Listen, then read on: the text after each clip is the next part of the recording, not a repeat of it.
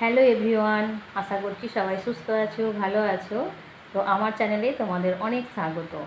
তো এখন বাজে সকাল 8টা, চা খাওয়া কমপ্লিট করে এবার কাজ হচ্ছে রান্না করা। তো হাজব্যান্ড গেছে বাজারে কিছু মাছ আমাদের এখানে বাগানে কলা বাগান আছে আমাদের বাড়ির সামনে, সেই বাগানে মোচা হয়েছিল, সেই মোচা পেড়ে নিয়ে এসছে। তো সেই মোচার আজকে ডালনা করব। আর আমি তো মোচা খুব একটা ভালো করতেও পারি না, হাজব্যান্ড হেল্প করবে, কিন্তু হাজব্যান্ড গেছে বাজারে, বাজার থেকে এসে সেই মোচা আমাকে কুটে দেবে। একদম মিহি মিহি করে কুটতে হয় মোচা, তবেই কিন্তু রান্নাটা বেশ ভালো লাগে। আর আমি অত মিহি কুচোতে পারি না, আমার হাজব্যান্ড কিন্তু খুব সুন্দর মোচা কুটতে পারে। মোচা ছাড়ানো যেন একটা বিশাল বড় কাজ।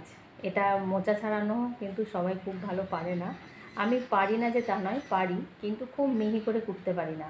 দেখি কি মাছ আনে, তো সেই মাছ রান্না করব আর মোচার ডালনা করব। আর নিম পাতা আছে এখানে, আমাদের এখানে নিম গাছ আছে, বড় নিম গাছ, সেই কচি পাতা যেটা, ওই কচি নিম পাতা ভাজা খেতে না খুব সুন্দর। কচি নিম পাতা যখন ভাজা হয় তার যে সেন্ট বেরোয় না, কি দারুণ লাগে। আর নিম পাতা খাওয়াও কিন্তু খুব উপকার, স্বাস্থ্যের পক্ষে ভালো। বাসি কাজ তো কমপ্লিট হয়ে গেছে, তো এবার রান্না করব। আর দেখো কি অবস্থা, বর্ষাকাল মানেই চারিদিকে এরকম জামা কাপড়, সব বাড়িতেই আশা করি ঝোলে। কালকে এগুলো কেচে দিয়েছিলাম, শুকনো হয়নি, হাফ শুকনো হয়েছিল। তো আজকে এগুলো এবার চালিয়ে দেবো রোদে, কিন্তু আজকেও আকাশ খুব একটা পরিষ্কার নয়, আকাশ মেঘলাই আছে। চলো তোমরা পুরো ভিডিওটা দেখতে থাকো, সঙ্গে থাকো। আজকে বাজার থেকে নিয়ে এসেছে এই যে জ্যান্ত মোরলা, আমাদের এখানে পুকুরে মাছ ধরছিল, তো সেখান থেকেই কিনে নিয়ে এসেছে। আর এই জ্যান্ত মোরলা এত টেস্ট লাগে কি বলবো। আর এই মোরলা মাছের দামও কিন্তু অনেকটাই। যেখানে জ্যান্ত পোনা মাছ যেখানে 180 টাকায় পাওয়া যাবে, কিন্তু এই ছোটো ছোটো মোরলা মাছের দাম সেখানে 300 টাকা কেজি নিয়ে নেয়। তো চলো, যারা মোরলা মাছ বাছতে জানো না তাদের উদ্দেশ্যে বলছি কিভাবে মোরলা মাছ বাছতে হয়। দেখো, মোরলা মাছের কিন্তু আঁশগুলো খুব পাতলা থাকে, একটু নুন দিয়ে ঘষে নিলেই কিন্তু উঠে যায়, আলাদা করে আর ঘষতে লাগে না। যেটা অন্য মাছের ক্ষেত্রে একটা চামচ হোক ছুরি হোক নিয়ে মাছের আঁশ তুলতে হয়, মোরলা মাছের কিন্তু একটু নুন দিয়ে ঘষে নিয়ে জলে ধুয়ে নিলে আঁশগুলো পুরো পরিষ্কার হয়ে উঠে যায়। তো মাছগুলো দেখো আমি প্রথমে কি করছি, দেখো এই পেটের পোর্শনটা সেখানটা একটু টিপে তেল পোটাটা বার করে দিচ্ছি। তো এবার কিছুটা পরিমাণ নুন নিয়ে মাছের মধ্যে আমি মাখিয়ে দিলাম। তো এইভাবে মাখিয়ে নিলে এরপর আমি যদি ধুই চুবিটা নেড়ে নেড়ে, তখন মাছের আঁশগুলো সব ধুয়ে উঠে পরিষ্কার হয়ে যায়।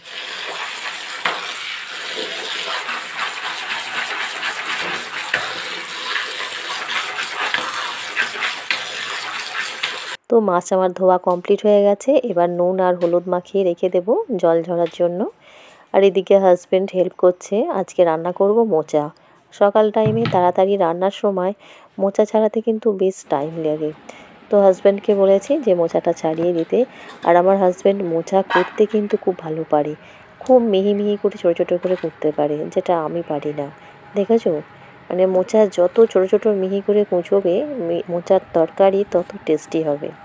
আর যদি মোচাগুলো একটু বড় বড় করে কুটে রান্না করো, সেটা দেখে সবাই কি বলে বলো তো, যে জাপ সিদ্ধ করেছো নাকি এটা, যেটা গরুতে খায় সেটাকে আমরা জাপ বলি, তো সেটাকেই বলবে যে এটা কি জাপ সিদ্ধ করেছো।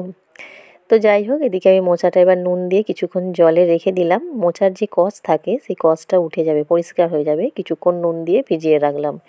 তো এদিকে মোচার জন্য মোচার ডালনা করব, পেঁয়াজ রসুন আদা সব আমি এগুলো রেডি করে নিয়েছি। তো আলু আর পেঁয়াজ প্রথমে আমি খুব ভালো করে ভেজে নিয়েছি, তারপর দিয়ে দিচ্ছি রসুন আদা টমেটো। তো এগুলো সব পুরো ভালো করে ভাজা হয়ে গেলে এরপর আমি মোচাটা দিয়ে আরও কিছুক্ষণ নেড়ে চেড়ে তারপর আমি জল দিয়ে দেবো।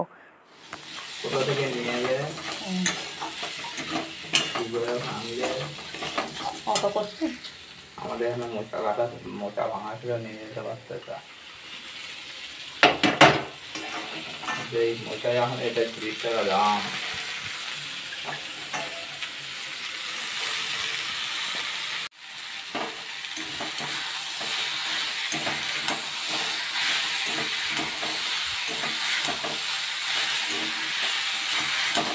টাকা 20 টাকা 25 টাকা এরকম, বড় হলে 25।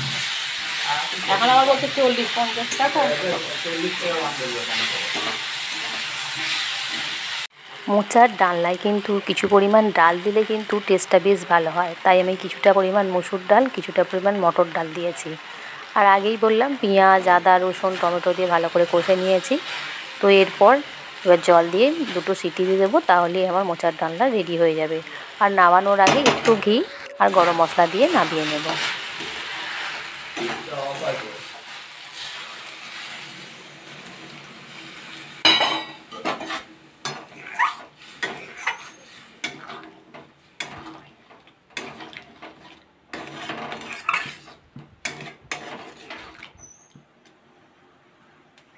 তো মোরলা মাছে ভালো করে আমি নুন আর হলুদ মাখিয়ে নিয়েছি। এবার আমি মাছগুলো ভেজে নেব। আর মোরলা মাছগুলো আমি আজকে ঝাল করব, পেঁয়াজ, আদা, রসুন, টমেটো দিয়ে ঝাল করব।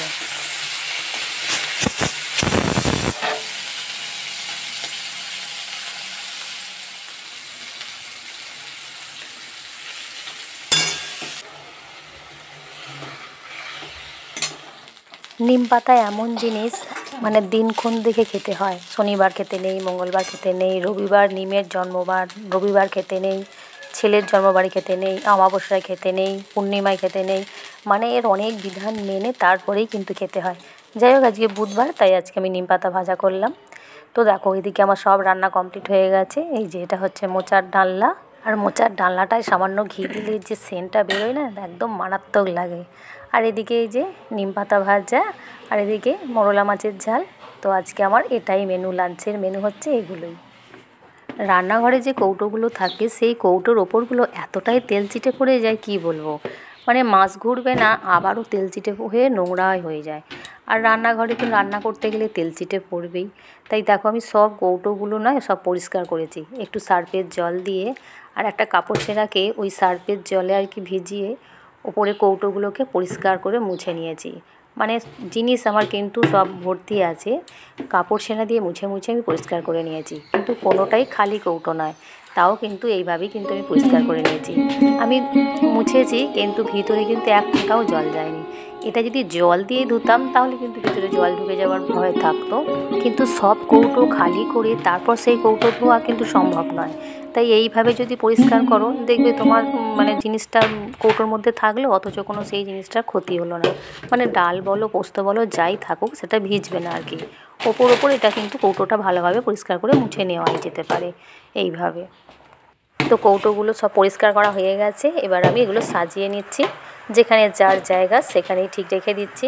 কারণ এই জিনিসগুলো না ডেলি ইউজ করি, তো যে জিনিসটা যেখানে থাকে সেখানেই কিন্তু মনে পড়ে যায় যে এই চিনির কৌটোটা আমার এইখানে আছে, জিরের কৌটোটা এখানে আছে, তো সেখানেই কিন্তু সেই কৌটোটা রেখে দিই। আর এটা হচ্ছে ছোট হিঙের কৌটো, ছোট্ট জিনিস। তাই এই দেখো, একটা বড় কৌটোর মধ্যে একটা সয়াবিনের প্যাকেট, একটু বেসনের প্যাকেট আর হচ্ছে হিঙের প্যাকেট, তো ওইটার মধ্যে রেখে আমি এগুলো ঢাকা দিয়ে দিলাম।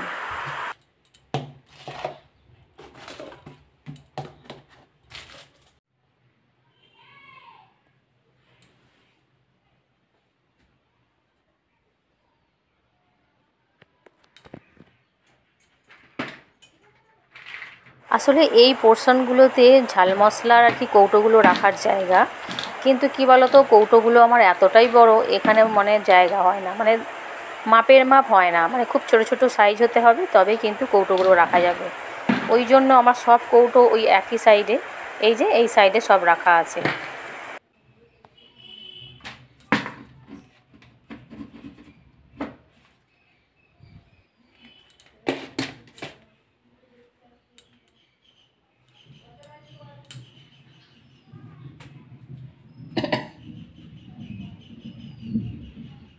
কাপড় কাচাগুলো সব মেলে দেওয়া আছে বারান্দাতে। ভাবলাম আজকে রোদে দেবো, আজকে সকাল থেকে আকাশ মেঘ ছিল, ভাবলাম একটু বেলা হলে হয়তো পরিষ্কার হয়ে যাবে, কিন্তু না, আবারও বৃষ্টি শুরু হয়ে গেছে। মানে এই জামা কাপড়গুলোর যে কী হাল হবে। আর এই বর্ষাকালে জামা কাপড় ভিজে যা গন্ধ কী বলবো। রোদে শুকনো হলে বেশ কী সুন্দর ঝরঝরে পরিষ্কার হয়ে যায়, আর হাওয়ায় হাওয়ায় শুকনো হলে কিন্তু জামা কাপড়গুলো একটা কেমন ভ্যাপসা গন্ধ বেরোয়। দেখো, আবার বৃষ্টি শুরু হয়ে গেছে, বেশ ভালোই জোরে বৃষ্টি হচ্ছে। এখন তো আপাতত রোদ বেরোবে বলে তো মনে হয় না। যাই হোক, একটু বেলা হলে যদি রোদ বেরোয় তো ভালো, তাহলে এগুলো সব মেলে দেবো। এগুলো সব হাওয়ায় হাওয়ায় শুকনো হয়ে গেছে আপাতত, কিন্তু রোদে দিলে কী হয়, গন্ধভাবটা কেটে যেত। বন্ধুরা, ভিডিওটি আজ এই পর্যন্তই। যদি ভালো লেগে থাকে প্লিজ একটা লাইক দিয়ে দিও, আর আমার চ্যানেলটিকে সাবস্ক্রাইব করে পাশে থেকো। আগামী দিন আরও একটি নতুন ভিডিওতে তোমাদের সঙ্গে দেখা হচ্ছে। ততক্ষণের জন্য সবাই সুস্থ থেকো, ভালো থেকো।